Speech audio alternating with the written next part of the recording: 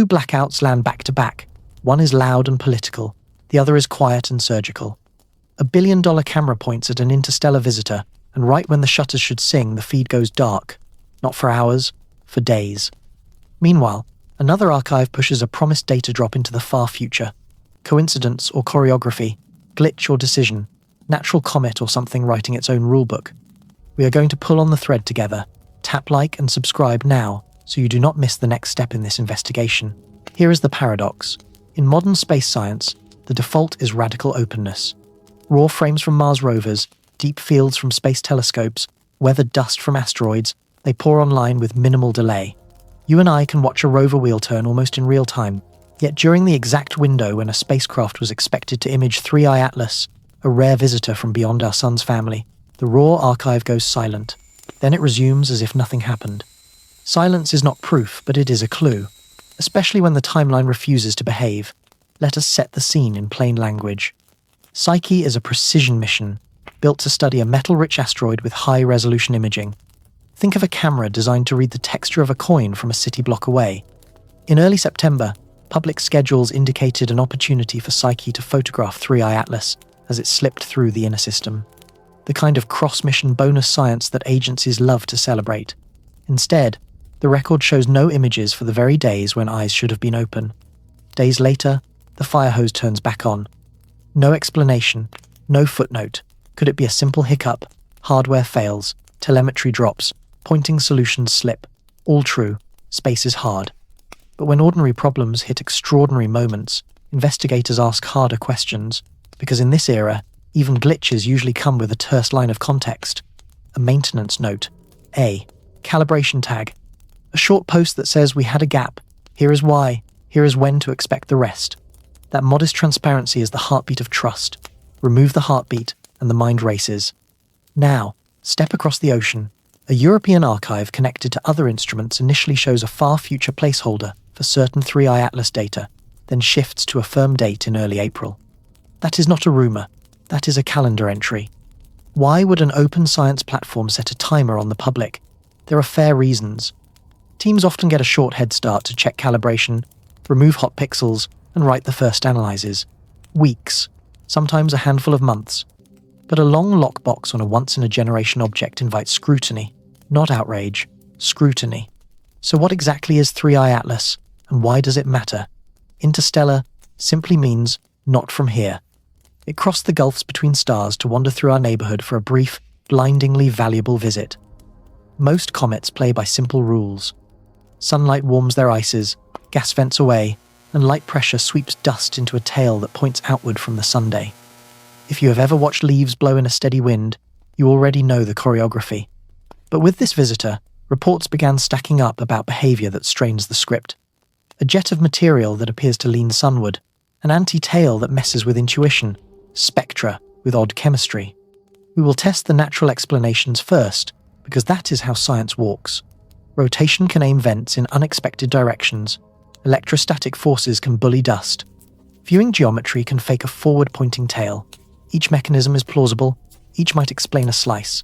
Yet if the slices refuse to assemble into a clean picture, the mystery stays on the table. And that is where the blackouts matter. When the evidence gets stranger, the cameras should get louder, not quieter. Here is our pact for the next 2 hours. No sensational shortcuts. No government by rumor. We will map the data we have, the data we were told to expect, and the blind spots that refuse to close. We will open the hood on modern data pipelines where algorithms quietly triage what the public sees. We will follow missions about to enter crucial windows and set concrete markers for what genuine transparency looks like. If this is only a comet, the truth will survive the light. If it is not, the pattern of silence may be the loudest signal in the room. Stay with me. Breathe. Be curious. Keep a skeptic's spine and a poet's eye. The story begins with 2 blackouts. It will not end in the dark. Start with what we know. Psyche is a flagship mission with a crystal-clear job. Fly to a metal-rich asteroid. Map it in vicious detail.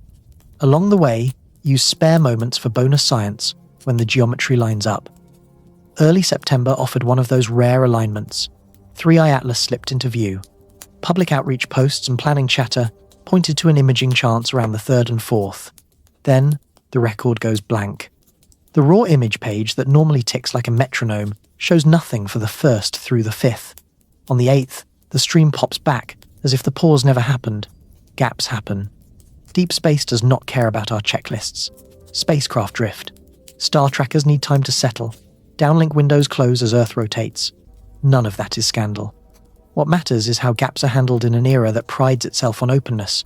Most missions leave a paper trail, a short status line, a small calibration note, even a tweet-sized nudge that says a hiccup occurred, and more is coming.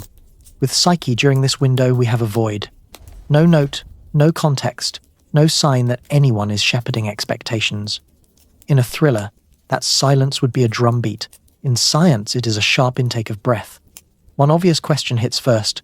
Could the government shutdown be the cause? The answer is simple. The shutdown started in October. This gap lives in September. A future policy event cannot reach backward through time and pull files out of an archive that should already exist. Scratch that theory. We move on. Next comes the low drama explanation. Pointing priorities. Psyche is a focused mission. Maybe the team chose to keep eyes on their primary target. That choice would be reasonable. If so, we would expect a short explanation. A post that says the opportunity was assessed and not executed. Silence again. Not a sin. Yet a pattern begins to form. When the moment grows interesting, the official voice grows faint. So, we talk nuts and bolts. How does raw data normally reach you? Instruments take frames. Onboard software wraps them with housekeeping numbers. The spacecraft shouts the packet train toward Earth during planned contacts. Ground stations catch the bits, assemble the packets, and push them into a processing pipeline. The raw stage is not pretty. Hot pixels, cosmic ray hits, occasional smear. That is fine. The point is speed. Most teams take pride in posting raw material quickly so the world can watch the sausage being made. Raw is the reality that builds trust. When raw disappears, doubt blooms. This is where the modern wrinkle enters. Before a human ever scrolls through a folder, automated filters can route frames into different buckets. Obvious noise goes one way, nominal frames go another. Anything that trips certain thresholds can be flagged for review. That is not sinister. It is housekeeping at scale, yet it has a side effect. The most interesting frames are the ones most likely to be delayed, because novelty and error can look similar inside an algorithm. If 3i Atlas presented unfamiliar shapes or brightness patterns, the pipeline could have parked them in a queue. That would explain a silence without any conspiracy at all. Helpful. Also unsettling. Stack that with timing. Reports of unusual behavior began to circulate in late August. The exact week a precision camera might have clarified. The story, the public feed goes dark. When it returns, there is no sign of the interstellar visitor. A single gap can be a shrug. A gap that hugs an event window feels like a nudge in the ribs.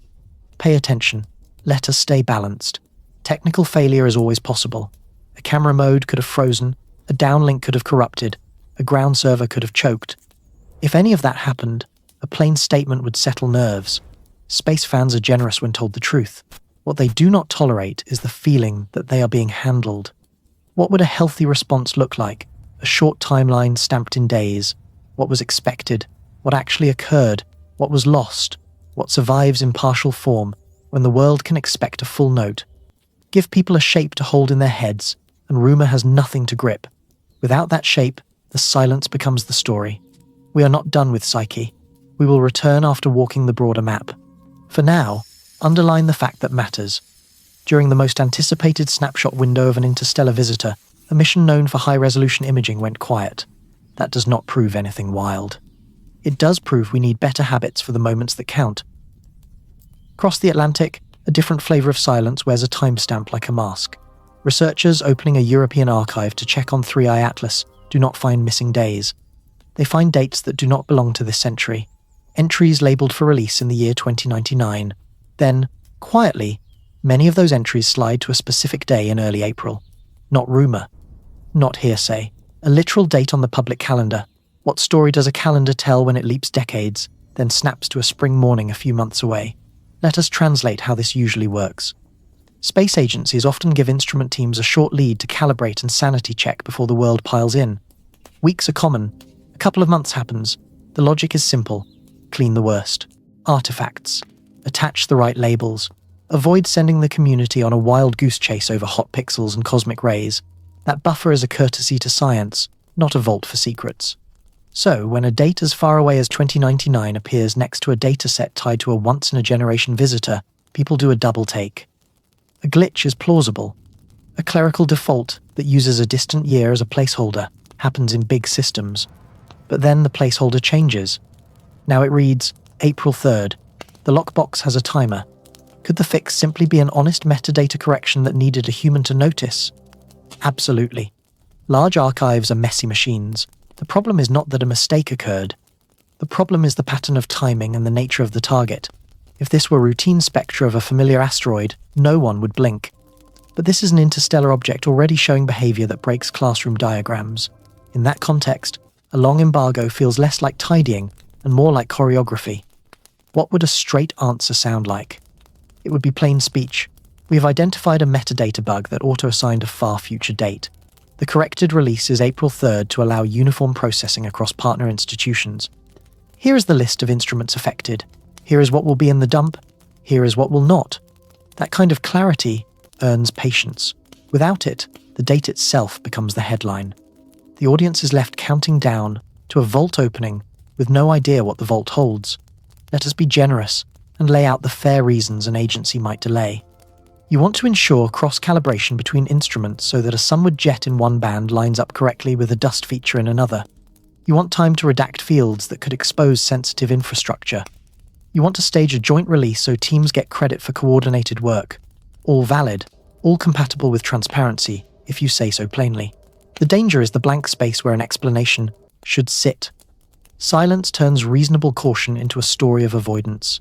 There is also the practical impact on the scientific conversation. In a fast-moving mystery, analysis thrives on iteration. Early frames let independent teams test models, catch errors, and sharpen questions for the next observing window. Delay does not simply postpone spectacle, it removes feedback that makes the next shot better. In effect, a long lockbox does not only hold back data, it holds back the method. So, what should we watch for when the clock hits April?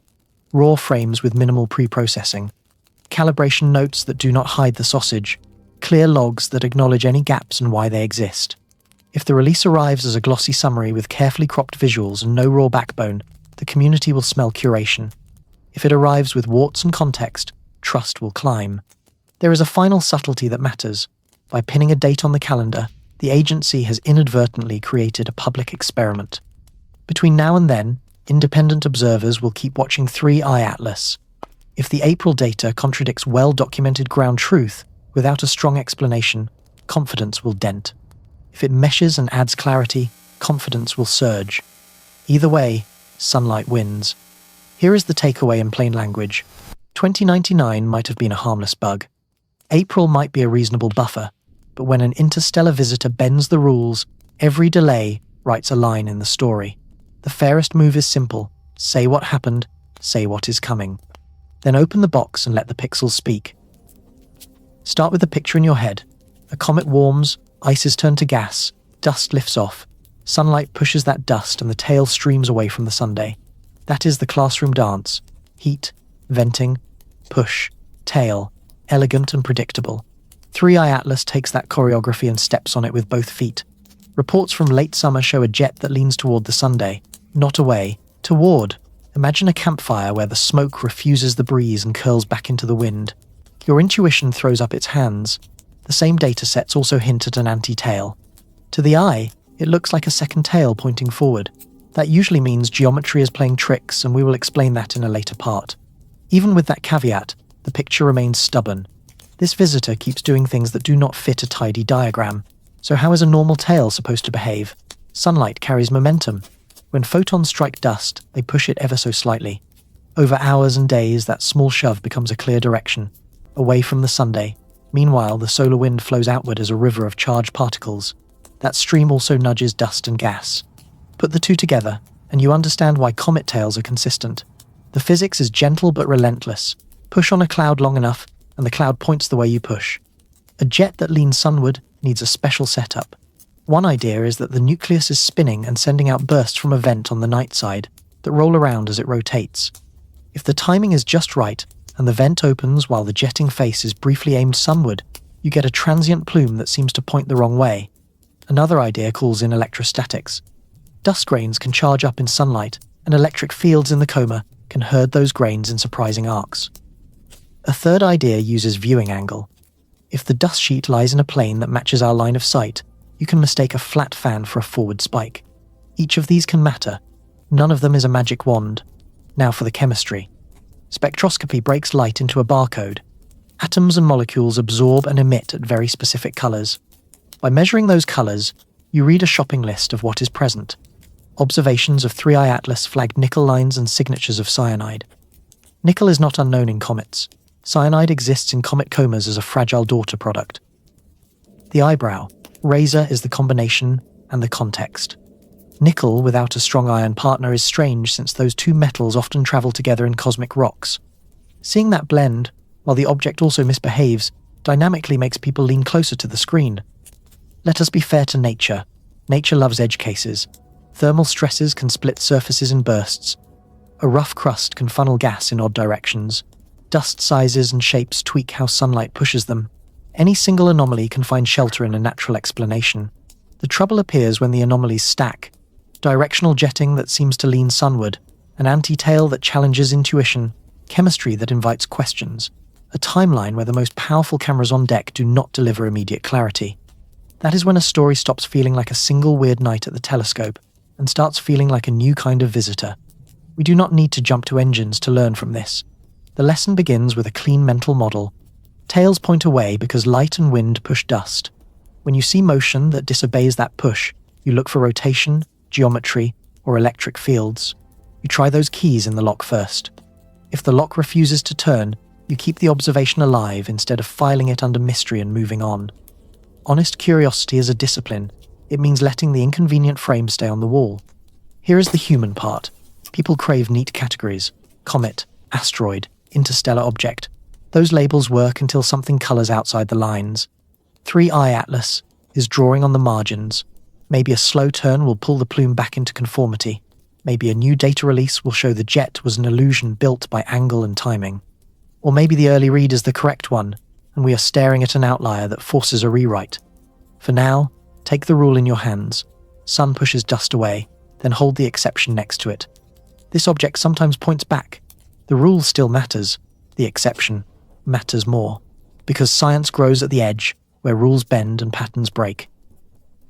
Before we reach for the exotic, we give nature its best day in court. Could ordinary physics twist a plume toward the sun without breaking any rules? Start with rotation. Comet nuclei are lumpy tops. They spin. A single vent can fire like a geyser, then sweep across the sky as the body turns. If the vent opens while the nozzle faces sunward, you might catch a fleeting plume that leans the wrong way. Add a fast wobble, and the jet could trace arcs that fool a snapshot viewer. So rotation is not a hand wave. It is real leverage. Now test it. A rotation explanation must match timing and persistence. If the sunward feature holds for hours or days, the spin model has to produce repeated alignments that favor the same direction. That requires a very specific pole orientation, an event that opens and closes on cue. Possible, yet the more knobs you twist to fit the picture, the more the model starts to feel like a custom suit tailored after the fact. What about electrostatics? Dust grains bathe in sunlight. They shed electrons. They pick up charge. The coma becomes a low-density plasma, where electric fields can herd particles in curves that do not track simple radiation pressure. On paper, this is powerful. In practice, fields strong enough to reverse an apparent jet must be structured and sustained. You would expect other signatures as well. Changes in dust size distribution. Odd polarization. Sharp transitions in brightness. If those markers do not appear, the electric shepherd begins to look like a ghost. Try the geometry joker. Anti-tails are famous for tricking the eye. Picture a flat sheet of dust aligned with our line of sight. From Earth, it can look like a forward-pointing spike. When the viewing angle changes, the phantom vanishes. This is a vital caution. Geometry can and does lie to us. Yet geometry cannot explain a plume that truly issues sunward from the nucleus. It can mimic a line of dust. It cannot fake a nozzle. Thermal physics offers another card. Local cliffs and pits can trap heat, then release gas in bursts when a threshold is crossed. Think of a frozen ledge that drinks sunlight all afternoon then crumbles at dusk. Those bursts can be directional for a while. They can even fight the net push for a moment. But thermal spasms tend to be messy. They drift as the sun angle changes. They rarely hold a clean, persistent aim toward the star. Patch on radiation pressure variations. Dust is not one size. Big grains feel sunlight less than tiny grains. A plume with an unusual size mix might drift in ways that confuse the eye. Good point. Then follow through. If the jet leans sunward because the grains are larger, the spectrum of scattered light should change. Photometry would tell on that trick. If it does not, the size gambit fades. At this stage, a pattern emerges. Natural mechanisms explain pieces. Rotation buys you moments. Electrostatics bends curves. Geometry paints illusions. Thermal vents create bursts. Grain sizes tilt trajectories. Each solves a slice with caveats. None gives an effortless, elegant picture that accounts for direction, duration, chemistry, and the timing of missing or delayed imagery. Could a clever stack of these effects work together? Maybe. But stacking 5 maybes to defeat one stubborn observation is not the victory it appears to be. This is where an honest investigator breathes and resets. The goal is not to win an argument. The goal is to reduce the number of miracles required. If a single assumption unites multiple anomalies, it earns a longer look. If an explanation requires a shopping list of special cases, it earns scrutiny. That is not bias. That is Occam's razor, said out loud with care. So we hold 2 models in parallel. Model 1 says, 3i Atlas is a natural body with unruly plumbing and a flair for awkward geometry. Model 2 says the object may be doing work, not magic. Work. Controlled venting for thermal balance. Orientation control near a star. Light pressure used on purpose rather than suffered by default. We have not proven the second model. We have not dismissed the first. We are simply tracking which one needs fewer rescue lines when new data arrives. There is a practical reason to keep both on the table. If you force the natural model to fit at any cost, you risk sanding off the very edges where discovery hides. If you jump to the artificial model too fast, you trade curiosity for certainty and lose the audience that matters most. The way forward is disciplined play. Ask simple questions that cut. What would falsify each idea? What new image would make you switch sides? What measurement would settle grain sizes, jet temperature, or rotation pole without hand-waving? One more reminder to anchor us. Anomalies are not enemies. They're invitations. When a rule bends, the universe is offering a lesson with your name on it. The next parts will lean into the propulsion lens to test whether a single intentional behavior can replace a pile of patches. If that lens fails, we throw it away. If it fits, we sharpen it. Either way, we keep the cadence of science, patient, tough-minded, and wide awake. So what if the plume that confuses everyone is not weather, but steering, not a side effect of heating, but a choice? Imagine a vehicle skimming the inner system where sunlight is fierce and thermal balance is a daily fight. If you needed to dump heat fast, where would you point your radiator? Toward the biggest furnace in the sky. If you needed to realign a sail or keep a sensor head locked on the star, where would you aim a corrective puff? Straight at the sun for a clean counterforce. Suddenly the picture stops arguing with itself. Think about spacecraft, you know. They do not have wings or roaring flames. They turn and hold attitude with small, precise gas pushes. A jet here, a vent there. The physics is simple. Push one way, the craft leans the other. If 3i Atlas is dumping material in a controlled way, a sunward plume would act like a hand on the tiller. A few minutes of thrust could correct a drift, manage spin, or hold a delicate orientation during a pass near the star. The camera no longer sees a comet failing to obey, it sees a craft doing work. Heat management is not a sci-fi flourish. Every machine in space must move heat from inside to outside. Near a star, that problem goes from annoying to existential. Venting hot gas toward the sun adds 2 benefits at once. You purge heat, and you create a reaction force that helps you hold your stance. 2 birds, 1 plume. If the material is chosen for that job, the spectrum might show unusual chemistry. High nickel compounds are tough.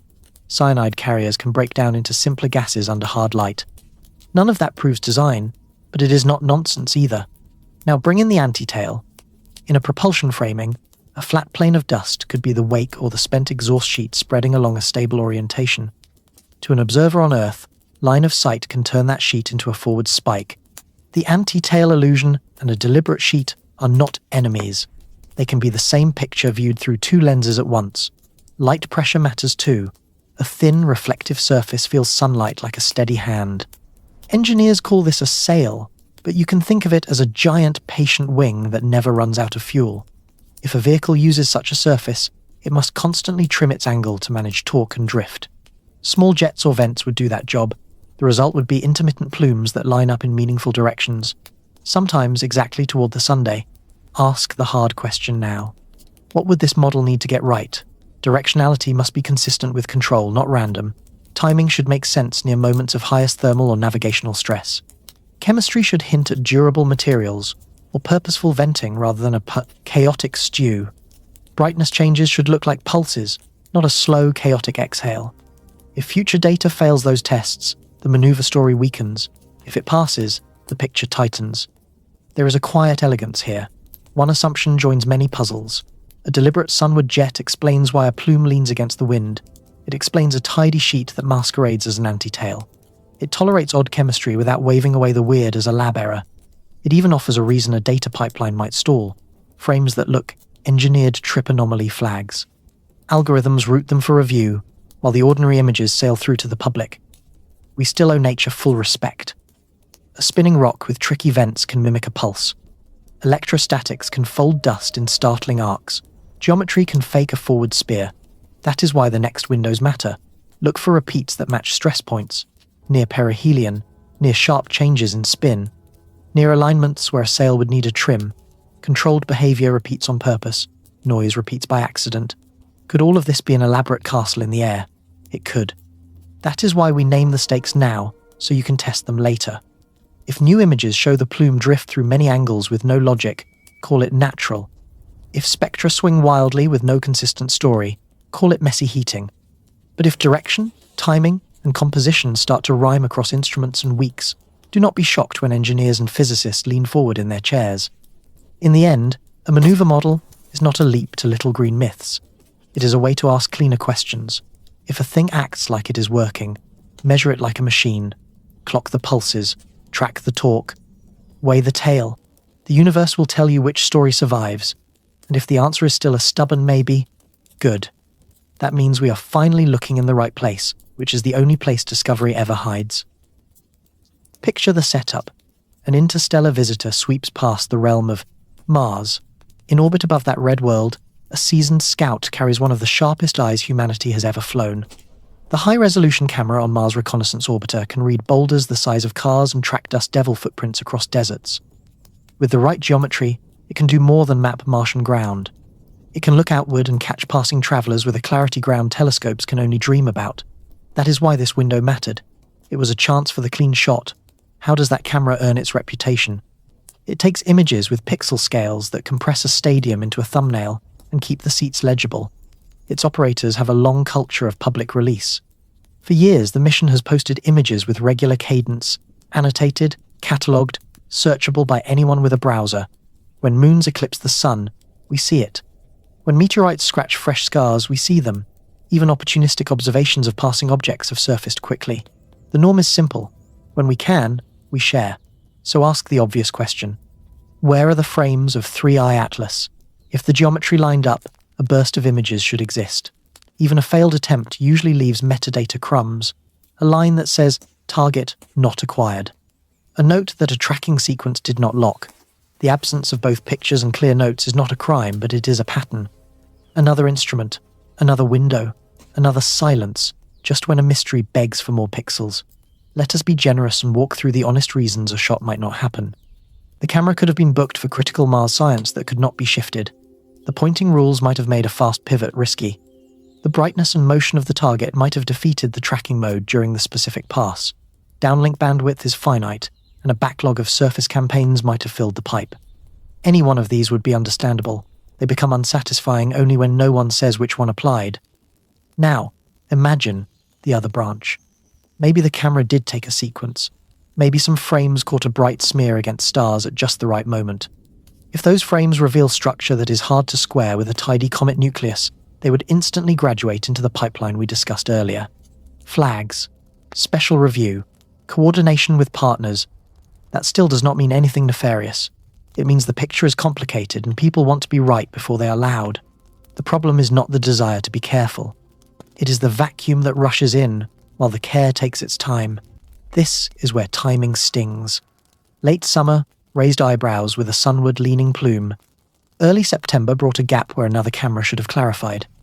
Early October handed Mars orbiters a geometric gift. If you were writing a thriller, you would script these beats exactly this way. In science, You do not get to choose your beats, but you do get to choose your communication. When the public pattern across missions looks like choreography, the cure is not outrage. It is clean, specific language about what was attempted, what worked, what failed, and why. What should we look for in the record if the Mars camera tried and missed? Look for targeting files in public logs that list slews and exposure windows even when they return blanks. Look for quick look thumbnails that show stars but no target, paired with notes about rate tracking not converging. Look for mentions of saturation limits that might have clipped a bright core and forced a rerun that never came. These tiny artifacts speak loudly. They reassure watchers that the system did its job, even if the sky did not cooperate. And what would count as a smoking picture if the sequence exists? A resolved shape that holds across multiple frames. A sunward feature that repeats in cadence rather than wandering with the roll. Brightness pulses that match plausible maneuver or vent cycles. Even a trail of unresolved dots consistent with a controlled tumble. Any of those would not prove an engineered object.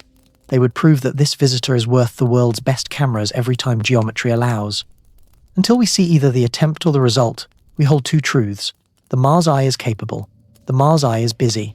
In the space between those truths sits this missing shot. Maybe it never happened. Maybe it happened and is being checked. Either way, the lesson repeats. Silence is not neutral in a moment like this. It bends the story towards speculation.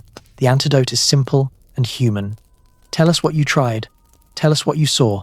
Tell us when to expect the rest. Timelines are truth machines. They do not care about mood or headline. They line up events and ask you to live with the order. So we set the pieces down and listen to the click of each date. Late August 2025 brings shock and curiosity. Ground observatories report an image with a plume that leans toward the Sunday spectra, hint at chemistry that does not sit comfortably in the usual comet pantry. Nickel lines speak up, cyanide tags along.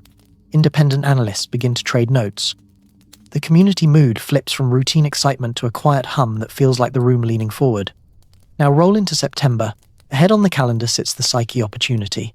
Public chatter suggests early month imaging of 3i Atlas. Then, the raw feed that usually ticks like a clock shows nothing from the 1st through the 5th. On the 8th, the stream springs back to life. No short status line, no calibration footnote. No, this is what went wrong, and here is when we will retry. The gap hugs the window. It looks like a missing tooth in a smile we know too well. October 1st, the government shutdown begins. This part matters because it does not help. A future policy event cannot climb backward over the wall of time and pluck frames out of the first week of September. The shutdown might slow public messaging in October. It cannot. Explain silence the month before. Write that down in ink. It will come up again. Early October raises the stakes for another reason. The 3i Atlas trajectory brings it near the realm of Mars. Orbiters at that planet carry cameras and sensors with a long public record of excellence and frequent release. If ever there were a chance to step closer with a clean vantage, this was it. Yet we do not see an immediate surge of high-resolution frames that settle the argument. Maybe attempts failed, maybe priorities clashed, maybe sequences exist in a queue. What we have right now is a hole in the public picture, exactly where the plot begs for new angles. Then a European archive adds a different kind of twist. Data entries linked to this visitor show a far future date that later shifts to early April 2026. A plausible bug becomes a clock. The clock becomes a promise. The promise invites a test. Between now and that date, independent observers on Earth will keep watching. If the April release lands with raw frames, calibration notes, and clear logs, trust will rise. If it lands as a glossy summary with cropped views and no backbone, suspicion will harden. The calendar itself becomes a laboratory where transparency is the variable. Lay the sequence out on one line and the pattern refuses to stay quiet. Anomalous image late August. Anticipated spacecraft window in early September. Silence during the exact days that window should have opened. A national-level budget event in October that cannot fix September with retroactive magic. A Mars geometry moment the same month that should have produced clarity, yet, so far, has not. A European timer that points to April. Independent watchers filling the space between, with patient measurements and loud questions. Is it possible that everything listed above is innocent noise? Yes. Complex missions juggle priorities. Pipelines hiccup. Metadata fields default to absurd values until a human notices. Geometry crumbles under. Last-minute math and a great shot turns to mush. Each of those happens in real life. What makes this sequence different is the rhythm. The gaps clap on the beat. The misfires huddle around the very moments when a new frame would cut through confusion. A thriller writer could not place the silences with better dramatic timing. There is another reason timelines matter. They guard against lazy cause. When a later event is used to explain an earlier absence, the line pushes back. When a vague statement is offered without a date, the line asks where it sits. When a record claims business as usual, the line invites you to look at the holes instead. Timelines are not just lists, they are lie detectors. So here is the working map we carry forward. August delivered the first hard nudge that this visitor does not like the rulebook. September delivered a silence during the very week a high-resolution camera should have taken the stand. October delivered both a political distraction that cannot solve the earlier gap and a Mars vantage that so far has not turned into shared clarity. The next spring now carries a date that will prove either a door or a mirror.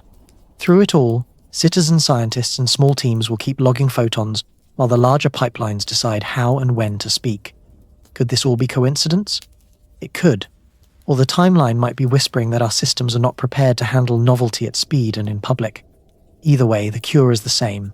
Put dates on statements. Put raw frames where people can see the warts. Put clear reasons next to gaps. Let the line fill with honest marks until the story reads clean. When the timeline is healthy, the narrative breathes on its own. When it is not, the silence begins to sound like a signal. Before a human scientist ever blinks at a new image, software takes the first look. That is the quiet revolution of the last decade. Telescopes and spacecraft throw down torrents of data. Ground stations catch the bits and push them into automated lanes. The lanes decide what looks normal, what looks noisy, and what looks weird enough to pause. Think of it like airport security for photons. Most bags glide through. Obvious junk gets tossed. Anything that pings the system is pulled aside for manual inspection.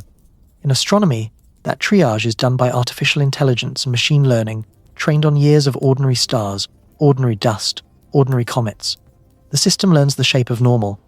It also learns the shape of error, cosmic rays that splatter a detector, saturated pixels that bloom, glitches that smear a frame when a spacecraft turns. Now imagine an interstellar visitor that does not match the training set, a plume that points the wrong way, brightness that pulses in tidy beats, a coma with chemistry that does not sing the usual notes. To a human, that is interesting. To an algorithm, that is suspicious. The frame triggers a threshold and slides into a review queue. No villain required. Just code doing its job with the bias of the past baked in. There is real value in this automation. It prevents false alarms from eating months of human attention. It catches genuine problems before excitement can outrun truth. It keeps archives from drowning users in corrupted files. But every filter is also a gate. If novelty looks enough like error, novelty waits. And during that wait, the public archive can look empty, even while the servers hum with flagged material behind the curtain. Walk through the steps slowly. A camera captures a burst. Housekeeping numbers ride with the pixels. Downlink passes deliver packets to Earth. A pipeline checks file integrity, exposure settings, star tracker status. Then the learned model runs. It scores each frame on how closely it resembles normal behavior. Frames that score high flow straight to the raw page. Frames that score low pause for a human. If the queue is short, the pause is brief. If the queue is long, the pause stretches into days. This is not theory. You see echoes of it in medical imaging when software flags an odd shadow for a radiologist. You see it in network monitoring when software isolates a strange pattern to prevent a breach. It works wonders. It also hides miracles until someone looks again with fresh eyes. The same paradox plays out in space. The smarter the filter, the more likely it is to hold the strangest signal in a safety pen. So what would 3i Atlas do to a pipeline like this? A sunward-leaning jet might trigger a morphology flag. A tight, repeating pulse in luminosity might trip a periodicity alarm.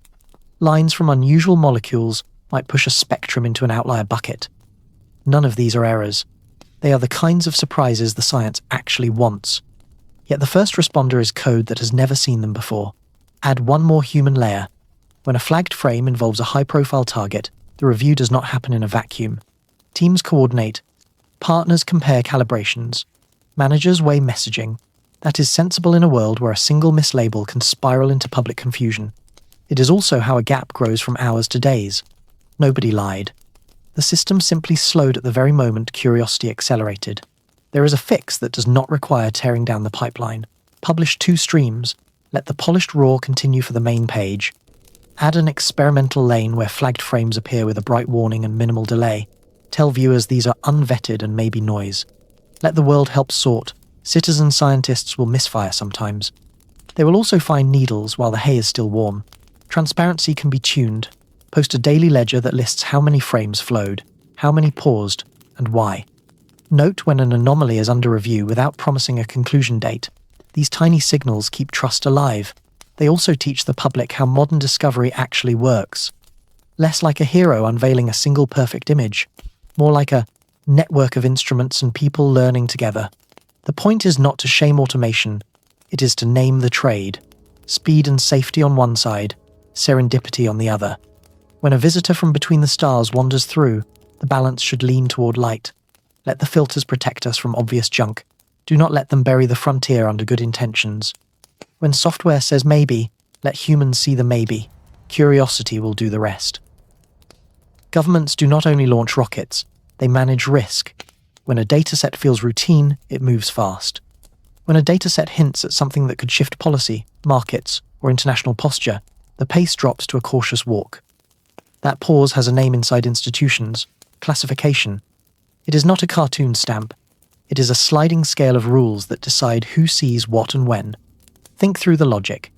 If an instrument glimpsed a structure that looked engineered, would the team push it straight to a public web page? Or would they freeze the pipeline, call legal, call security, call partner agencies, and begin a controlled review? The second path is not proof of a cover-up. It is how large systems prevent chaos when a finding could ripple far beyond science. You can dislike that reality. It is still the playbook. There are precedents.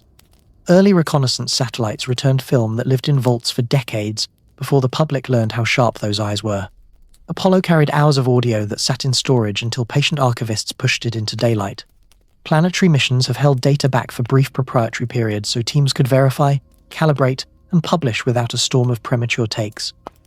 None of this is sinister by default. It is bureaucracy meeting novelty. Now add new ingredients. Interstellar visitors trigger not only scientific curiosity but strategic questions. Could an object carry unknown materials that pose a hazard? Could it reveal sensor capability that other nations would love to map? Could misinterpretation inflame public fear? When leaders imagine those headlines, they reach for brakes. Risk first, disclosure later, sometimes much later. Here is the dilemma from the outside. The public sees only the surface, a gap on the raw page, a long calendar timer, a careful blog post that talks about ongoing analysis with no details. In the space under those lines, real work may be happening. Cross-checks, partner briefings, independent replication. Meanwhile, the silence breeds stories. Nature abhors a vacuum, and so does the internet. There is an honest middle path. Institutions can acknowledge that a review is underway without spilling unvetted frames. A short statement can say that an unusual observation was captured, that teams are testing instrumental explanations, that partners are comparing notes, and that a date for a fuller update is set. This buys time without treating the public like a problem to be managed. It also sets a tone. We are not hiding, we are thinking. Classification frameworks exist for valid reasons. Planetary protection is one. If a sample or plume could carry biological risk, caution is duty. National security is another. If a sensor mode reveals capabilities that could compromise other missions, redaction may be required. International coordination is a third. When multiple agencies share a dataset, they often agree on joint release windows. Each of these motives can coexist with transparency, if leaders commit to telling the shape of the caution even while details wait. What does that commitment look like in practice?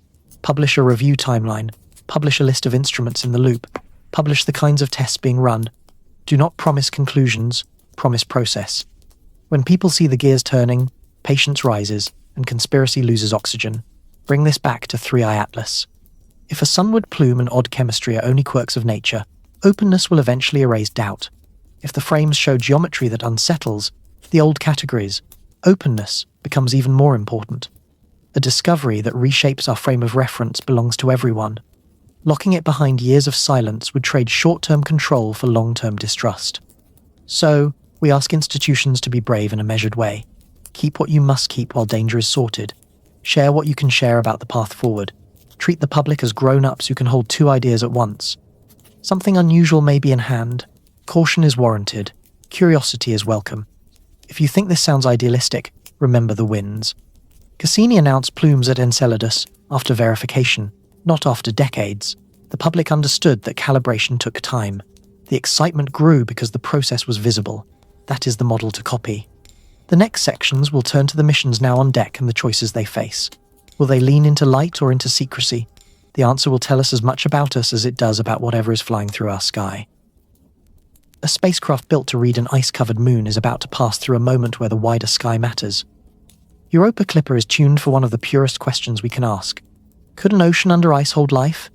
Yet instruments do not grow blinders once they reach space. Detectors collect whatever light falls on them. Antennas hear whatever signal crosses their band. If 3i Atlas strays near the right geometry, Clipper can notice.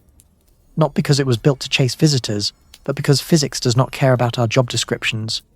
Let us translate the toolkit in human terms. A high-resolution camera can catch fine texture on Europa's ridged crust. Pointed outward, it can also pull clean frames of a bright object against star fields when geometry cooperates. Spectrometers break light into its colors to reveal chemistry. A passing visitor, with gas and dust, leaves fingerprints those instruments can read. Radar that was meant to probe ice can be used as a disciplined bystander. If reflections or interference from a nearby body show up, the data will carry the signature. None of this guarantees an opportunistic hit. It does make one possible. So, what would a responsible team do if the sky offers a chance? You keep the priority on Europa science. You carve short windows for opportunistic looks when the cost is low. You choreograph exposures so that power, pointing, and bandwidth stay within safe margins. You pre-write a plan for how to handle anything odd. If a frame arrives with a geometry that raises eyebrows, engineers can tag it for rapid cross-checks. If a spectrum shows an unfamiliar line, analysts can compare with a known library before anyone reaches for headlines. Could that prudence turn into silence again? It could. That is why this window is a test of culture as much as it is a test of instruments. Clipper can model a better way. If an opportunistic observation is attempted, say so. If nothing of value is captured, say that too. If the team sees something that requires verification, publish a short note that a review is underway, with a target date for an update. The public does not need the messy drafts of every internal email. The public does deserve a heartbeat. Here is what to watch for in the months ahead. Scheduling notes that mention opportunistic sky targets during cruise and approach. Mentions in mission updates that summarize non-Europa observations with a sentence or two. Release pages that include raw frames with ordinary warts intact. Calibration files that allow independent readers to sanity check brightness and color. These are small, boring signals. They're also the scaffolding of trust. Now for the skeptic in the room. Will a mission with tight timelines and hard constraints really spend precious minutes on a visitor that will not pay the Europa bills? Sometimes the answer will be no, and that is fine.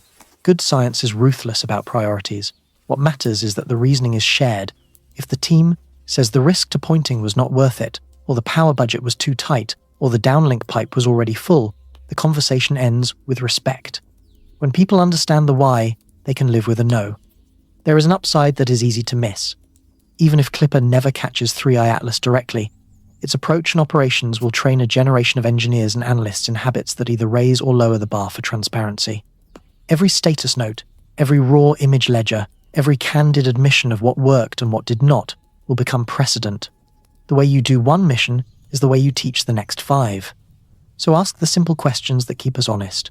If a bright interstellar object crosses a field of view and the instrument records it, will we be told that something unusual is on the desk? If the team decides not to look, will we be told that the opportunity was considered and passed? If a curious signal appears, will we be told that a review clock has started? None of those answers will derail Europa science. All of them will strengthen it. Clipper stands at a crossroads between bold candor and careful quiet. Either path can be walked with integrity. Only one builds a public ready to stand with scientists when the data gets strange. If the visitor keeps bending rules and the ice moon keeps its secrets, we will still win so long as the process stays in the open. A mission to an ocean world can teach us how to handle a sky full of surprises. The choice is both technical and human. The window is opening. Hera is framed as a guardian. Measure the aftermath of a nudge on a small moon around a larger asteroid and prove that we can change orbits on purpose. That is planetary defense in its cleanest form. Count the meters of drift, calibrate momentum transfer, turn a headline test into a blueprint for saving cities if a rock ever lines up wrong with Earth. That is the brochure. It is also true. But in space, Tools do not stay in single lanes. A sensor that can measure a pebble's whisper can also hear a stranger's shout. Translate the payload into everyday language. Precision cameras track boulders and faint debris so you can model rubble piles. LiDAR maps shapes and volumes with slices of light. Radar pings structure beneath dusty skins to reveal density and voids. These instruments are built to read small signals against messy backgrounds.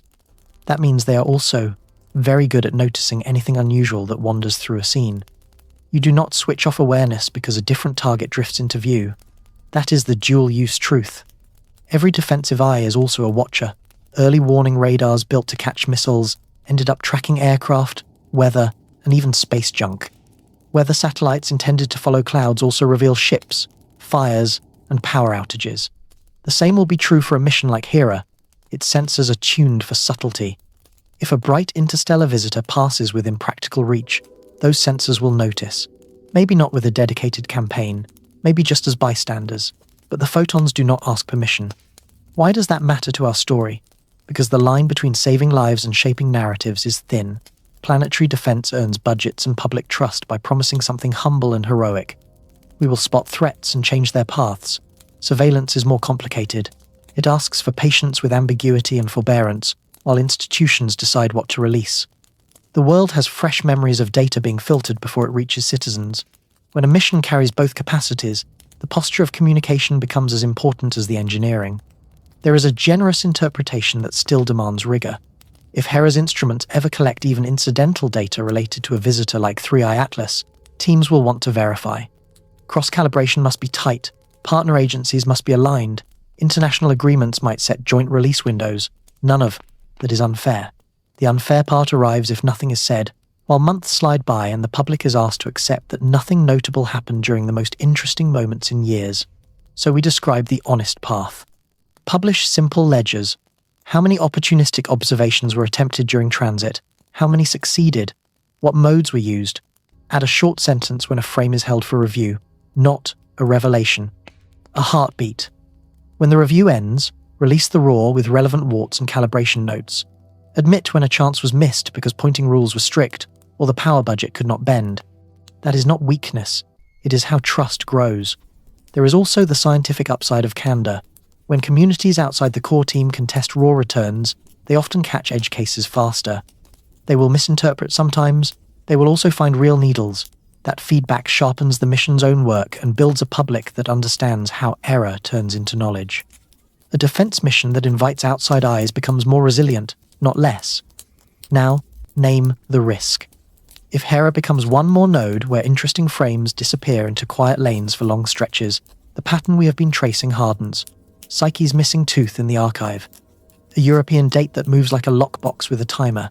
Mars orbiters that do not show their hand quickly. Add a defense mission that keeps its watcher side in the dark, and you train the world to assume the worst whenever silence falls. But there is a better ending available. A mission that proves we can push a rock also proves we can talk like grown-ups about what our machines see, even when the answer is not what anyone hoped. We missed the window. We caught only a smear. We saw something odd, and we are testing. We will tell you more on this day. Those sentences disarm suspicion faster than any slick montage. Hera does not have to choose between defense and surveillance. It has to choose how it treats the people who fund both. If the mission leans into clarity, the dual-use nature becomes a virtue. We get real planetary protection and a transparent window on the sky. If it leans into habit and quiet, the dual use becomes a liability. The sensors will still learn. The public will learn to look away. The choice sits here, now, in policy memos and release plans. The next time a strange traveller brushes past our instruments, we will see whether defense means only safety or also honesty. The line is thin. It is also ours to draw. Chemistry is a witness that rarely lies. Split light into its colours, and it tells you who was in the room. With 3i Atlas, some observers reported something that makes metallurgists sit up.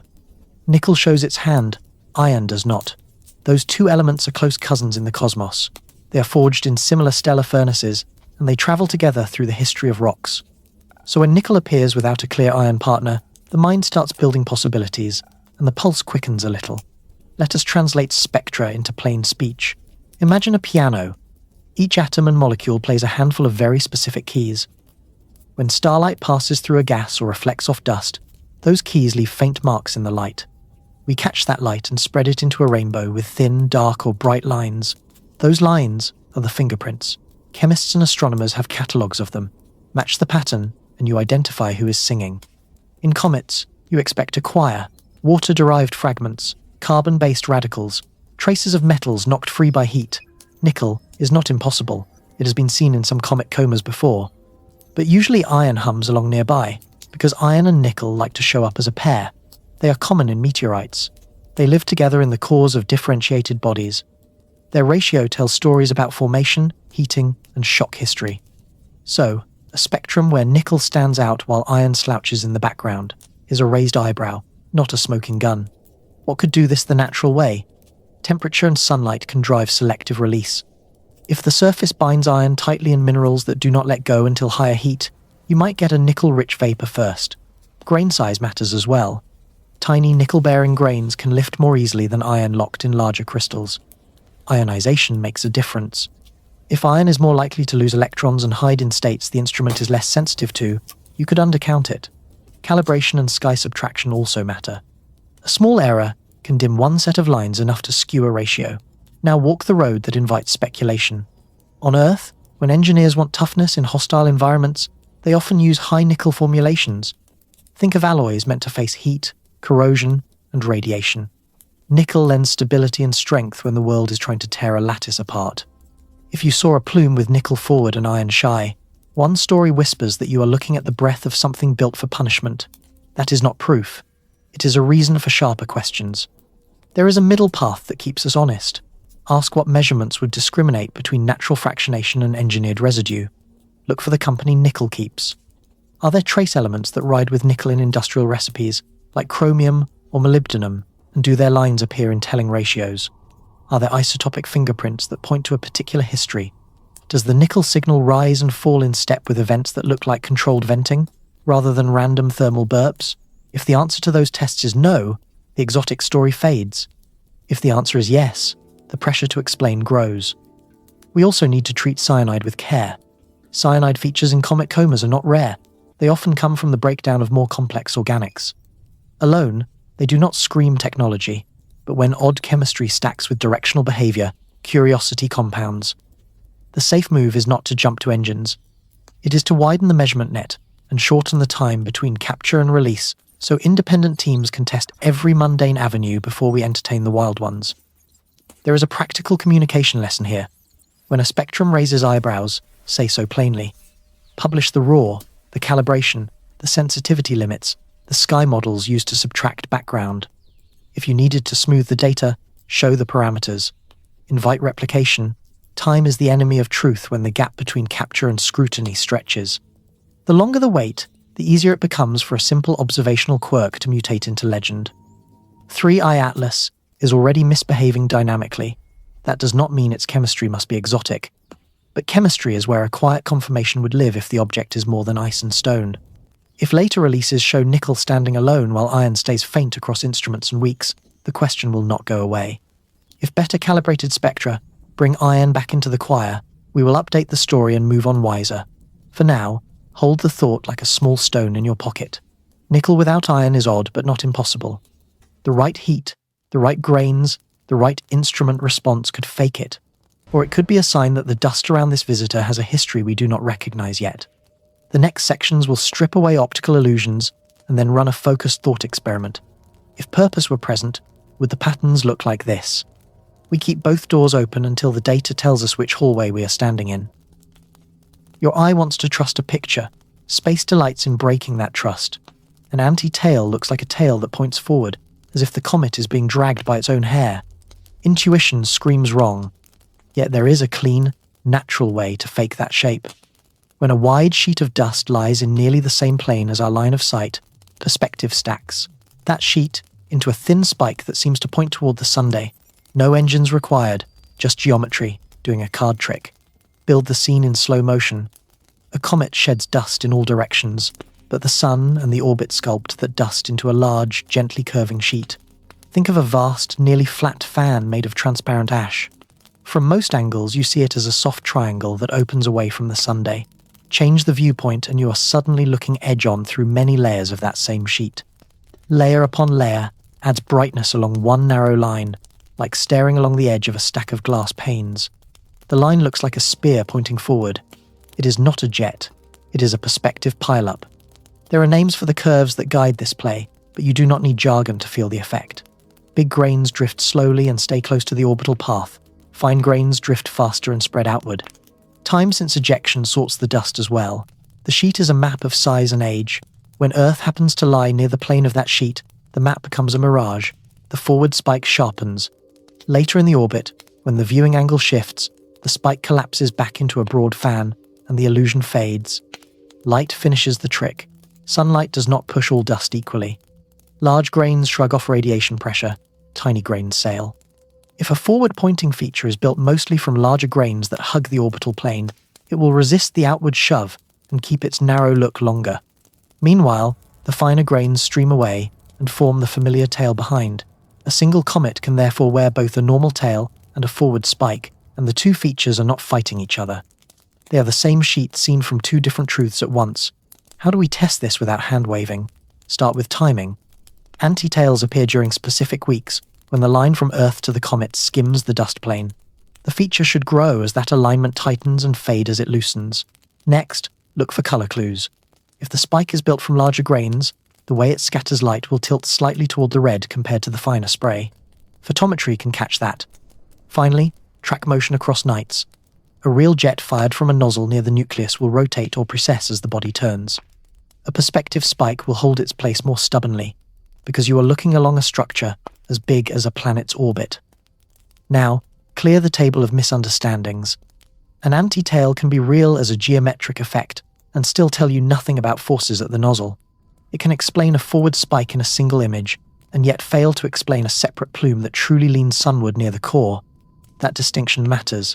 Geometry can stack distant dust into a line.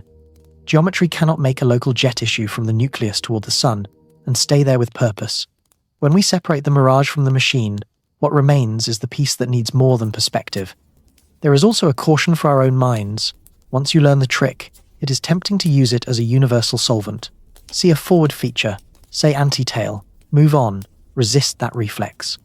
Ask whether the timing matched the plane crossing.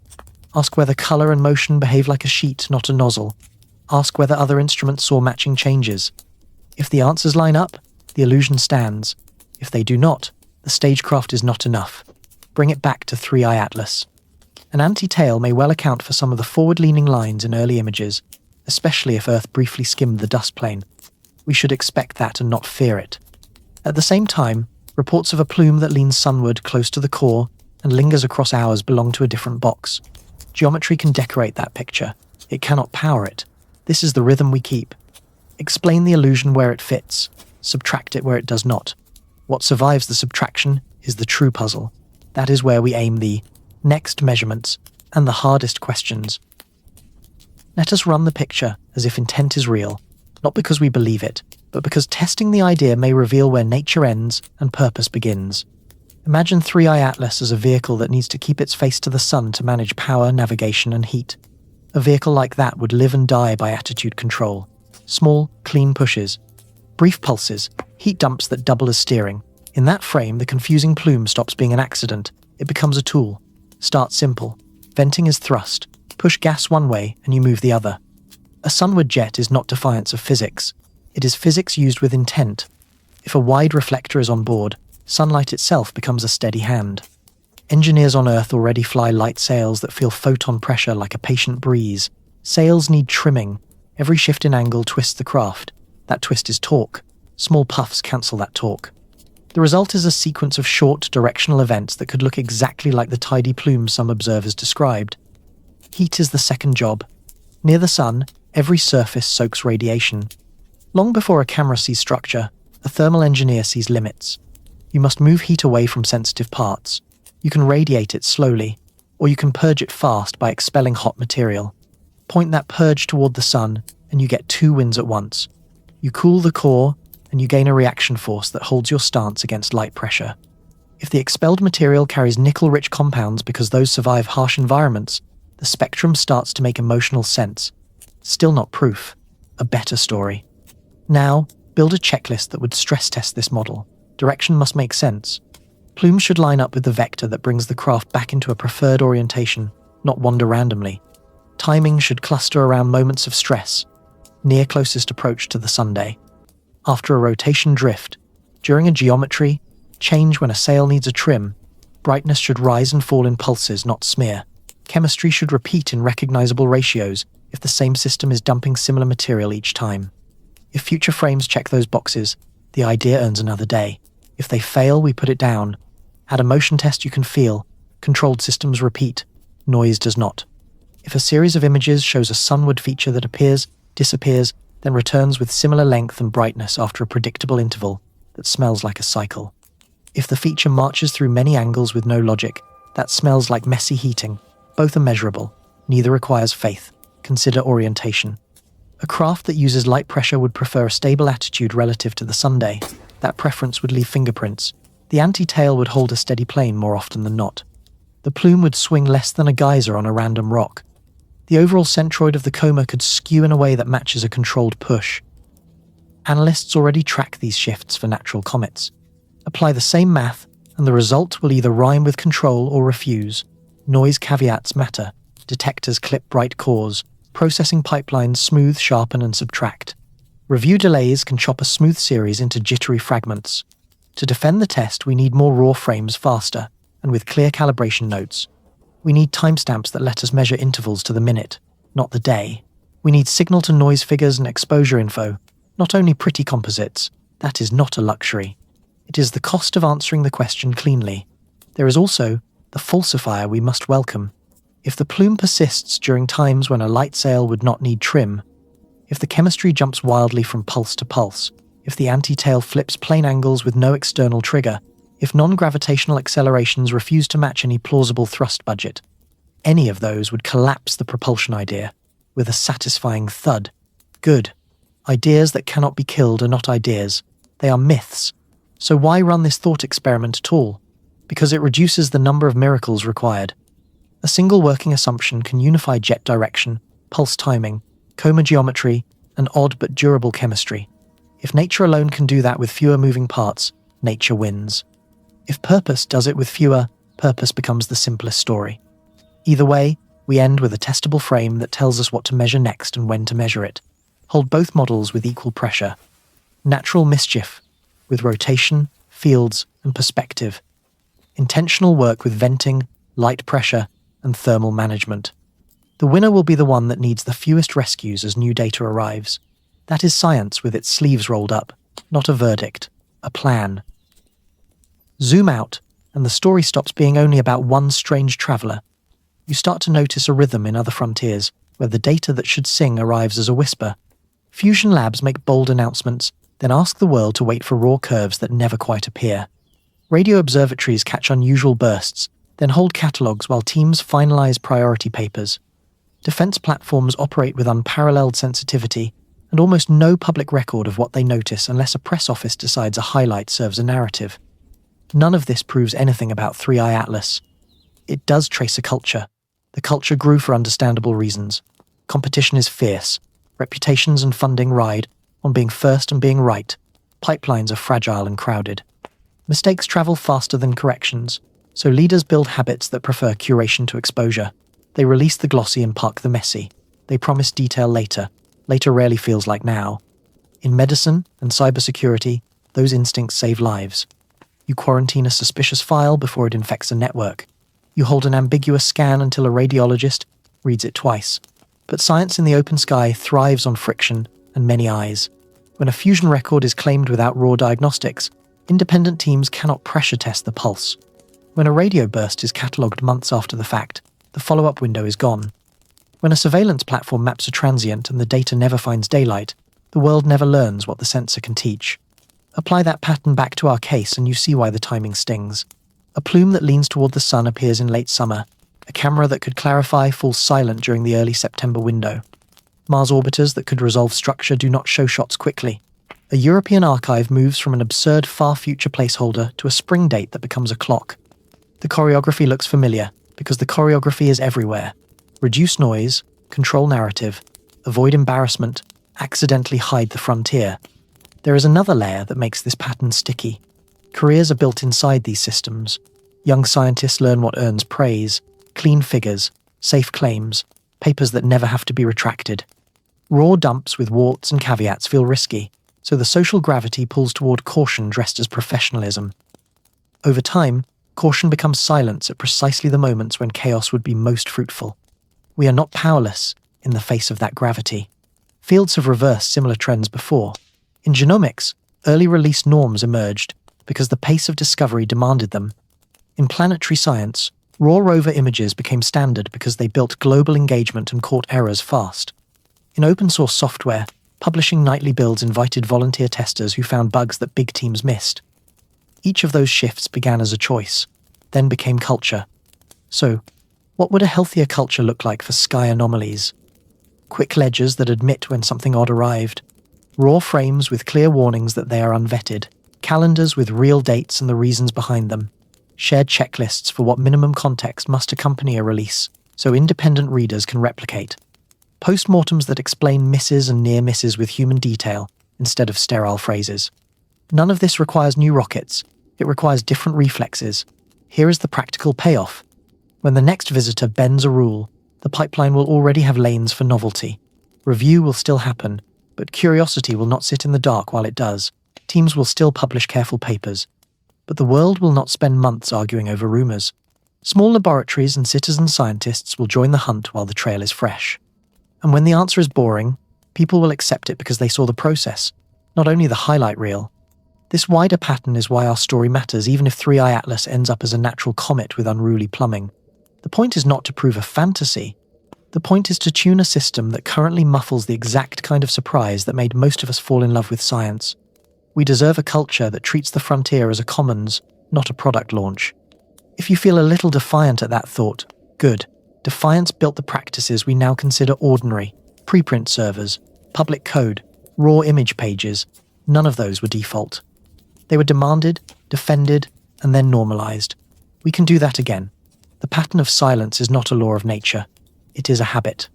Habits can change when enough of us decide that sunlight is the safer bet. Science is not a temple. It is a workshop with scuffed floors, loud tools, and chalk dust everywhere.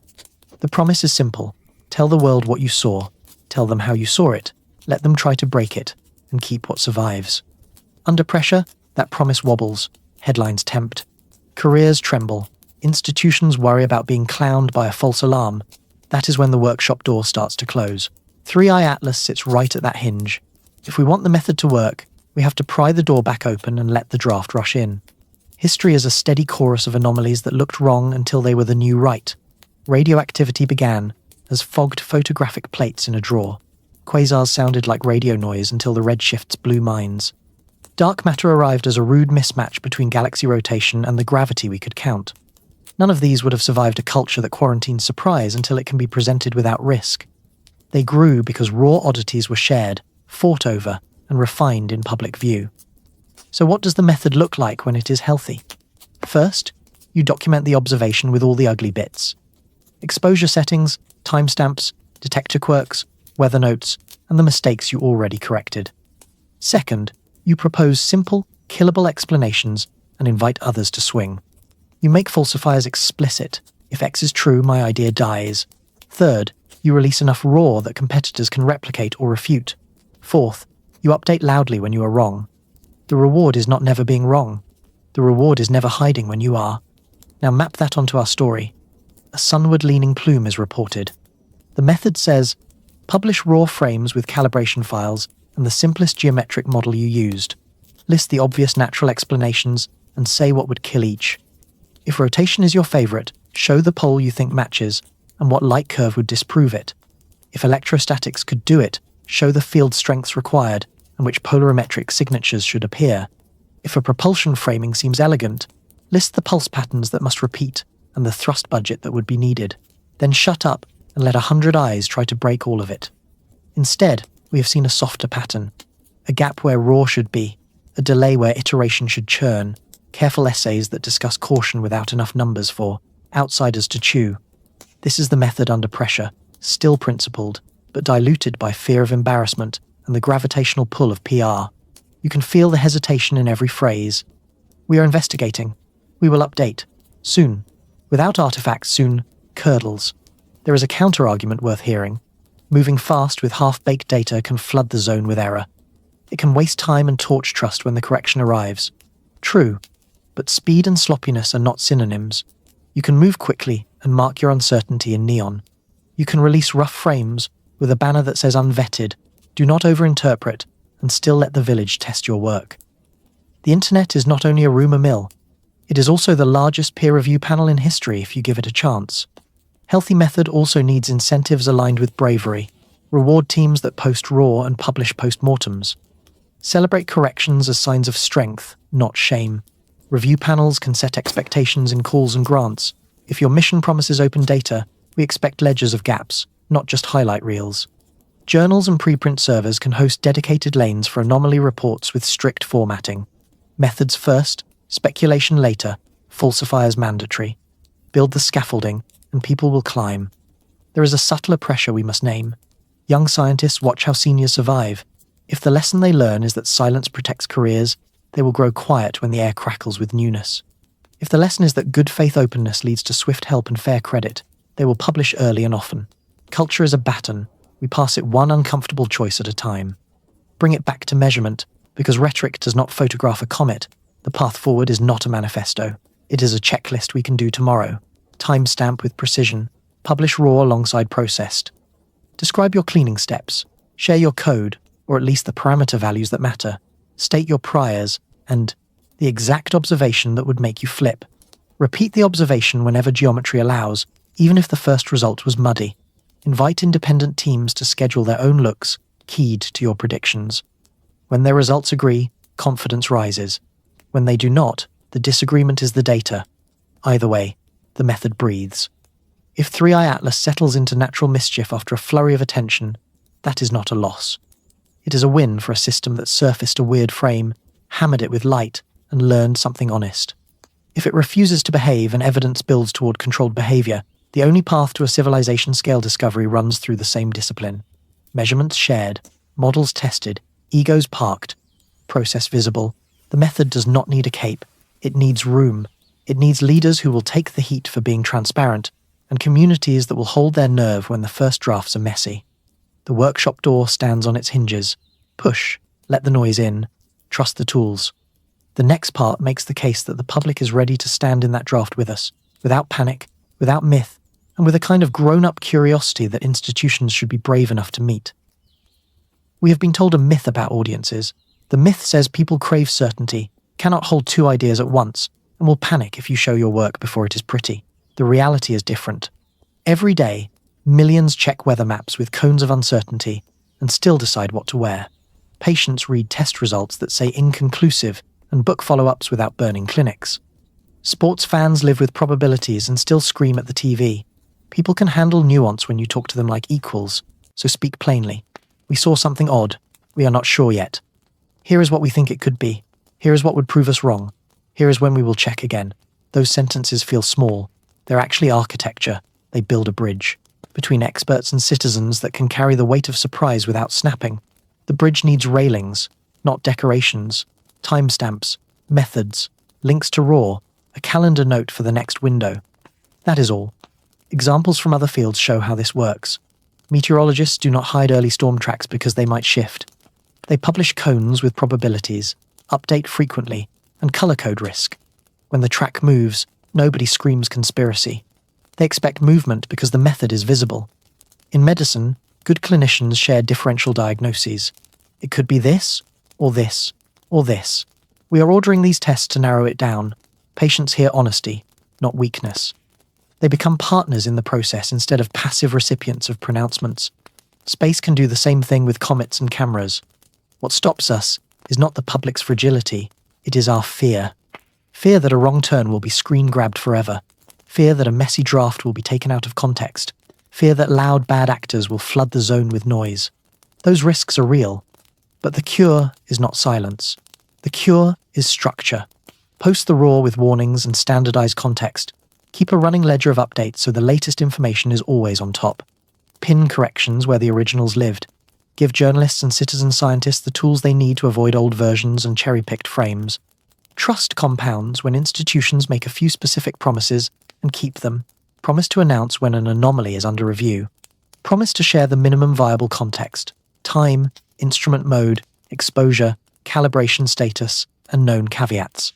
Promise to publish a post-mortem within a fixed window, whether the result is exciting, boring, or embarrassing. Most people will forgive the mess if they can watch the cleanup. What they will not forgive is a padlocked door and a PR gloss after the fact. Here is a quiet benefit of treating audiences as adults. You lift the pressure on the final reveal. If the April release turns out to be warts and all raw with a clear explanation that geometry fooled the eye and the sunward plume was rotation caught at an unlucky angle, people will nod. They saw the steps, so the ending feels earned. If the release lands with hints of coherent pulses and chemistry that stays weird, people will also nod. They watch the uncertainty grow carefully. Either way, the shared path immunizes against both hype and cynicism. There is also a selfish upside for science. When you invite the public into the unresolved, you get help. 1,000 amateur astronomers can cover nights professionals miss. Open source analysts can scrape metadata, plot light curves, and test toy models while official teams sleep. Teachers can turn fresh frames into classroom labs within hours. This is not charity, it is acceleration. Let us write 3 sentences that any mission could adopt tomorrow. We observed an unusual feature on this date. We are evaluating instrumental and natural explanations, and will provide an update on this date. Raw frames and calibration notes are posted with caution labels for community review. That is the entire script. No grandstanding, no hedging, just a working promise kept in public. The public is ready for complexity. They live in it. Invite them in with humility and boundaries, and they will reward you with patience and eyes. Treat them like a risk to be managed, and they will fill the silence with stories. The next part turns that readiness into motion by showing how citizen science and open verification can keep this investigation honest in real time, with tools anyone can use and habits that institutions can copy. You do not need a badge to help. You need a plan, a few simple tools, and habits that make your work trustworthy. Start with a notebook that lives both on paper and in the cloud. Every observation gets a time in universal time, a location, the instrument you used, and the exact settings. Boring details become gold when people try to compare results across nights and continents. Next, sync your sky. Use public ephemeris services from national space agencies or major observatories to pull positions and rates. Copy the numbers carefully, then check them against a second source. If they disagree beyond normal drift, log both and flag the difference. Now you have a sanity check before a single photo is taken. If you have a camera and a modest telescope, you can do real work. Shoot short exposures to avoid streaking, then stack frames aligned on the moving target and again on the stars. The first stack shows the visitor's coma and any features that travel with it. The second stack reveals how the background behaved and whether you're processing invented artifacts. When possible, capture a short series at fixed intervals. Pulses and rotations reveal themselves over minutes, not in a single still. Photometry sounds scary. It is not. Pick comparison stars with published magnitudes near your target's brightness. Measure counts in a small circular aperture, subtract a local background, then convert to relative brightness. Plot brightness against time. If the curve looks like random noise, fine. If it has beats, you have a lead. Share the plot and the list of comparison stars so others can rerun your math. Astrometry is your friend when features seem to point. Mark the nucleus, fit a line along the suspected plume, then record the angle from the sun direction and from the motion direction. Repeat on multiple nights. If the angle jitters with no pattern, that argues for messy heating. If it holds steady at specific stress points, that whispers control. Either way, you are not arguing vibes, you are arguing angles. Ethics matter. Credit your sources. If you scrape a public archive, respect rate limits, and publish only derivatives with a link back to the originals. If you correct a team, do it with kindness and receipts. If you make a mistake, fix it where it lives. The goal is not to win internet points. The goal is to make the shared record stronger than any one upload. Build a small squad. One person tracks calendars and upcoming windows. One handles image processing. One runs light curves. One checks spectra posted by professionals for consistency across instruments. Rotate roles so knowledge spreads. Use open folders with clear names and a changelog. When someone new joins, they should be able to reconstruct your work without guessing. Signal from noise gets easier when many observers use the same minimum template. Time in universal, time to the minute. Instrument and settings, sky conditions, any filters used, processing steps in one short paragraph, a raw frame alongside the processed frame. That little block becomes the passport that lets your image travel into serious threads and survive. Now, pressure test your own excitement. Before you post a frame that seems to show a sunward plume, run 3 checks. Compare with the expected dust plane angle to see if you are falling for an anti-tail. Check whether a rotation model could flip the apparent direction at your capture time. Ask whether the feature survives when you tweak your processing. If it fails any of those, post as a question, not a claim. Finally, share your results where professionals actually look. Major citizen science platforms, targeted mailing lists, and forums that host observational reports are good homes. Attach small data tables and code snippets when you can. Invite replication. Ask for blind reprocessing of your raw stack by someone who does not know what you saw. If they can reproduce the feature without your hints, confidence goes up. A mystery like 3i Atlas does not belong to one lab. It belongs to the network of curious people who keep careful notes and share quickly. If institutions are slow, the network keeps time.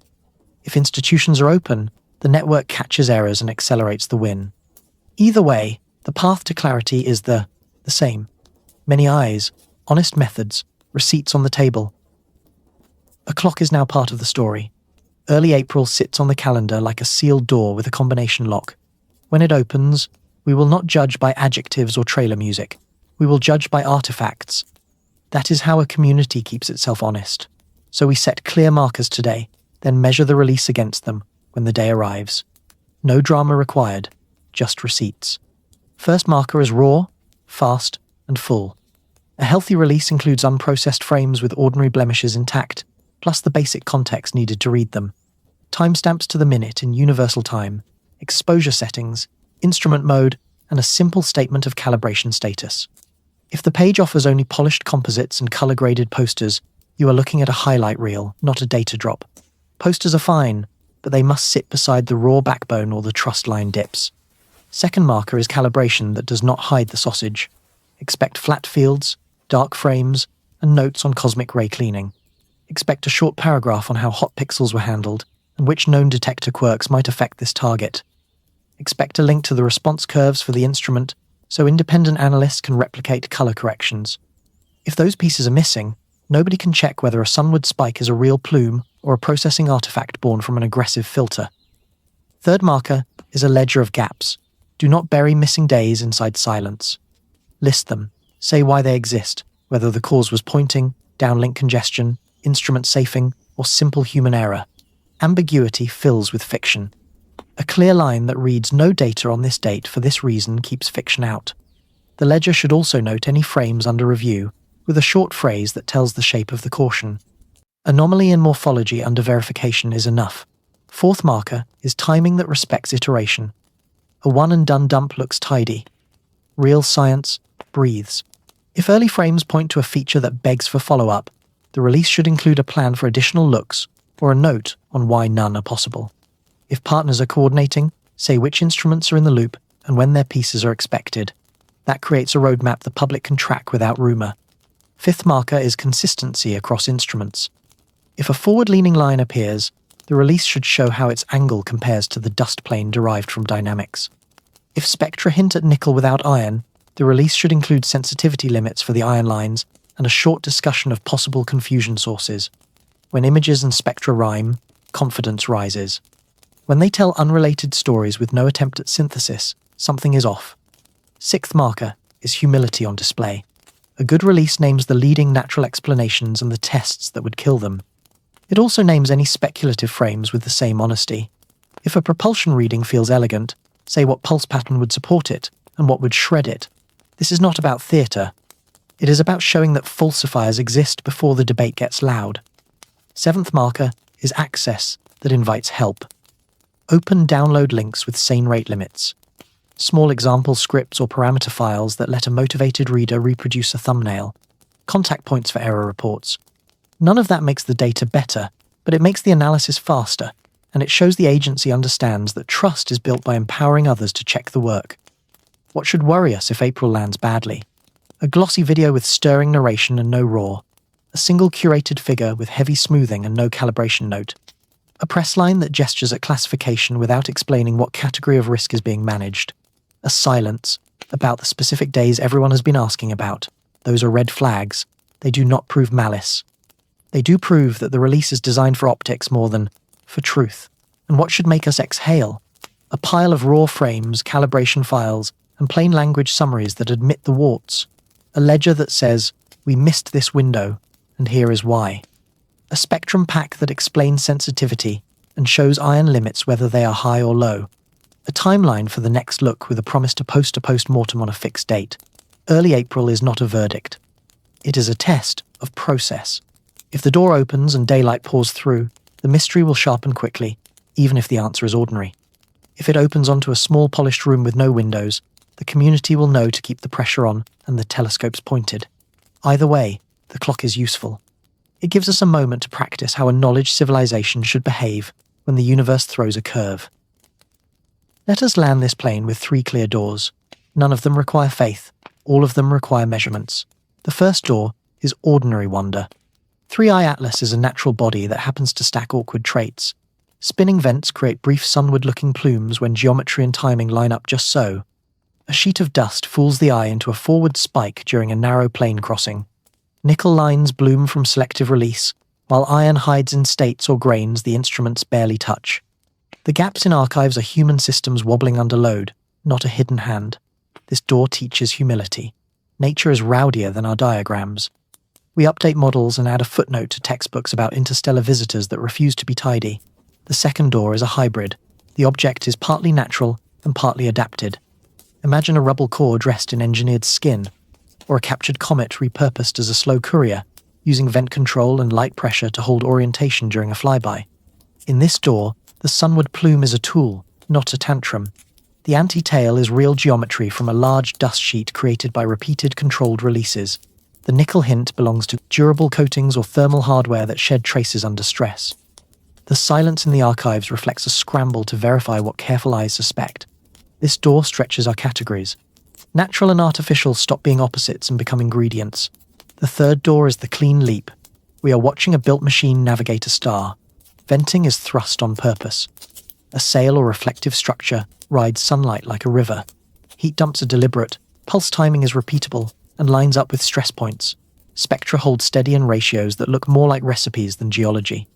In this door, the missing days are not only delay but triage under protocols that light up when a dataset could rewrite the neighborhood map. If this door opens, the room on the other side is big, not fear. Scale. We will be asked to think like a species, not a gossip ring. How do we know which door we are walking through? Follow the receipts we spelled out. For door 1, expect diversity in behavior that refuses clean cycles. Expect plumes that wander with spin rather than click into a clock. Expect spectra, where iron reappears once calibration tightens and nickel falls back into ordinary ratios. Expect orbital fits where non-gravitational nudges align with random outgassing rather than neat vectors. For door 2, expect mixed signals that rhyme across weeks. Some pulses repeat, some drift. Chemistry holds some steady partners while others vary with heating. Shapes in the coma stabilize during predictable windows, then unravel when geometry changes. For door 3, expect discipline. Repetition at the right moments. Ratios that stay put. Angles that make sense as control, not accident. A drift pattern that looks like choices, not weather. Each door carries a cultural test. If we pick door 1, we must celebrate the ordinary without treating early curiosity as a sin. The lesson is not, do not get excited. The lesson is get excited and then be brave enough to publish the warts that proved. You're wrong. If we pick door 2, we must learn new language for blended things. Our labels break. That is fine. We adapt, as we did when microbes shattered the neat line between living and not living. If we pick door 3, institutions will need to move with both caution and daylight. Secrets will not scale. The world will help shoulder the meaning if given the chance. There is also a quiet truth shared by all 3 doors. The win condition is the same. Open data, falsifiers named in public, repeatable analysis, and a timeline that lets many eyes test the claims while the trail is still warm. Whether the answer is natural chaos, clever hybrid, or full machine, the path to trust is identical. We either walk it together, or we do not walk it at all. So we keep our predictions modest and our standards high. We expect more raw frames, We expect calibration notes without spin. We expect ledgers of gaps that treat the public like partners. We expect independent teams to land either concord or contradiction, and we promise to learn from both. The next door opens soon. Whatever it reveals, let it find us ready, steady, and hungry for the real. Start with the drumbeat that never quite stops. 2 blackouts in an age that prides itself on live feeds. A plume that leans toward the sun when every textbook says it should lean away. A calendar that first points at a far future date and then snaps to a spring morning. Filters that protect us from noise and sometimes hide the frontier. Missions with eyes sharp enough to read pebbles on Mars, yet somehow quiet during the week the universe begged for a close-up. If you feel the rhythm beneath those facts, you are not imagining it. The silence has a shape. We have tried to meet that shape with the only tools that work. Plain language, time-stamped receipts, best effort models that welcome being broken, natural stories first. Rotation, electrostatics, geometry doing card tricks with dust, then the working hypothesis that treats. The sunward plume as a maneuver and asks what would falsify that idea. We drew a map of the system around the science too. The AIs that triage frames, the review committees that slow when stakes rise. The human habits that prefer polish to process, and in doing so smother the breath of discovery. Here is what refuses to blink. When evidence gets stranger, cameras should get louder. When archives set timers, ledgers should explain why. When an instrument misses a window, the public deserves the sentence that says so. Those are not luxuries. They are the gutters that keep trust from flooding. If a visitor from between stars is only a messy comet, sunlight will burn away the rumor. If it is more, sunlight is the only way a civilization can carry the news without breaking its own spine. So what does the end of this investigation feel like before we even know the final answer? It feels like a community that has learned to demand process without demanding spectacle. It feels like citizen scientists who log minutes and angles and plots, while official pipelines catch their breath. It feels like missions that speak in measured pulses rather than highlight reels. Nothing in that list requires a miracle. It requires courage in paperwork and the humility to let people watch you measure. Maybe 3i Atlas is a rowdy natural body that loves to humiliate tidy diagrams. If so, we will still have gained something precious. A public ledger of how we proved ourselves wrong. Better models for how dust sheets fool the eye and how vents on tumbling nuclei can mimic control. Instruments tuned by a tough encounter with novelty. And a culture that learned, again, that curiosity and caution are partners, not rivals. Maybe it is a hybrid, natural stone wrapped in purpose. Vent control and light pressure used the way sailors once learned to ride winds that no one could see. If so, we will need a new drawer for things that blur lines. That shift will be hard only if we cling to labels that were always too simple. The universe loves between states. Our language can learn to love them too. Maybe it is a machine outright, a traveler using the sun as both furnace and compass. A craft that vents heat sunward and trims a sail we cannot yet resolve. If so, history will not end. It will widen. The day after a confirmation, coffee will still taste like coffee. Bills will still arrive, kids will still need breakfast, but the horizon will be taller, the arguments will be better, the arguments will be ours. In every branch, one obligation stays fixed. Keep the lights on. The next time a raw page goes blank during the crucial days, post the reason. The next time a timer appears on a public archive, post the plan. The next time a frame lands with a geometry that raises eyebrows, post the unvetted version with the banner that says, "Handle with care, and let the many-eyed village take a look." None of that invites chaos. It domesticates it. It turns a rumor mill into a workshop. We end where we began, with a paradox that pulled you in, and a promise that you would not be asked to take it on faith. You have the list of what to watch for when the spring door opens. You have the habits that let you help. You have the questions that cut without wounding, and the tests that can flip an idea without burning it down. If the mystery collapses into ordinary physics, we will clap anyway because the method worked. If it refuses to collapse, we will be ready to shoulder the wonder as a crowd. So, stay curious. Keep your notes sharp and your claims humble. Push for raw before hype, for ledgers before trailers, for warts before posters. Tell your friends what you learned here that is worth more than any single reveal. The way you do science in public is itself a discovery. The way you handle strangeness predicts whether you get to keep it without breaking the room. Could this all be coincidence? It could. Could the silence itself be the message that we are closer to something new than anyone is comfortable admitting? That too. Either way, the light is coming. Be there when it hits the page. Bring your eyes, Bring your skepticism. Bring your willingness to be surprised and your stubborn insistence on receipts. Then watch as the story answers back, not with slogans, but with photons and time.